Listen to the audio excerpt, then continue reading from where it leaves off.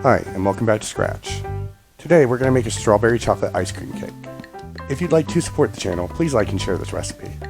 For the cake layer, we'll need a cup of sugar, 1.5 cups of flour, a quarter cup of cocoa powder, a half teaspoon of baking powder, a half teaspoon of baking soda, a half teaspoon of salt, 1 egg, 1 cup of half and half or whole milk, a quarter cup of vegetable oil, and a teaspoon of vanilla extract. For the strawberry puree, we'll need 16 ounces of strawberries, a quarter cup of sugar, and 1 tablespoon of lemon juice. For the ice cream, we'll need 1 cup of whipping cream, a cup of half and half or whole milk, a half cup of our strawberry puree, a half cup of sugar, 4 egg yolks, a teaspoon of vanilla extract, and 1/8 of a teaspoon of salt. We'll start by preheating our oven to 350 degrees Fahrenheit. Next, we'll mix together our cake ingredients. We'll whisk together 1 cup of sugar, 1.5 cups of flour, a quarter cup of cocoa powder, and a half teaspoon each of salt, baking powder, and baking soda. Once combined, we'll add in a cup of half and half or whole milk, an egg, a quarter cup of vegetable oil, and a teaspoon of vanilla extract. We'll whisk these ingredients together until we have a uniform cake batter. Once the batter has been mixed, we'll transfer it to a wax paper lined 9-inch springform pan. Because we'll be placing an ice cream layer over this cake, we'll only fill it about a quarter of the way full.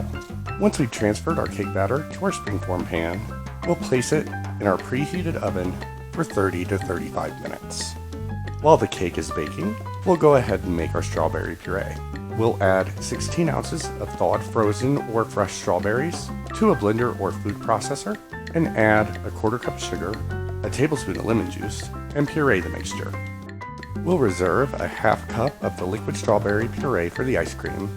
We'll set our stovetop to medium-high and allow the remainder of our strawberry mixture to reduce undisturbed for approximately 20 minutes until a strawberry syrup forms.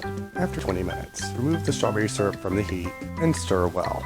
The strawberry syrup should thicken as it cools. The chocolate cake should finish baking at about the same time the syrup is done.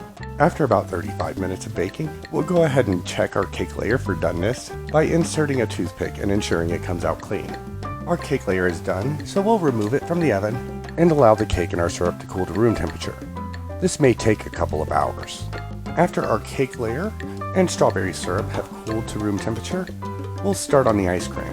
I'm using the KitchenAid mixer ice cream attachment, but you can use whichever ice cream maker you prefer, or even softened store-bought strawberry ice cream.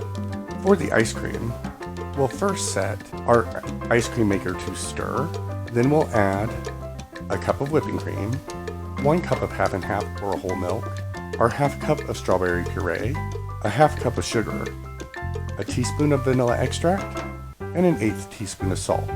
After adding these ingredients, we'll separate and then whisk our egg yolks using a 3-bowl separation method. We'll reserve our egg whites for another recipe. Once whisked, we'll add our egg yolks to the ice cream mixture.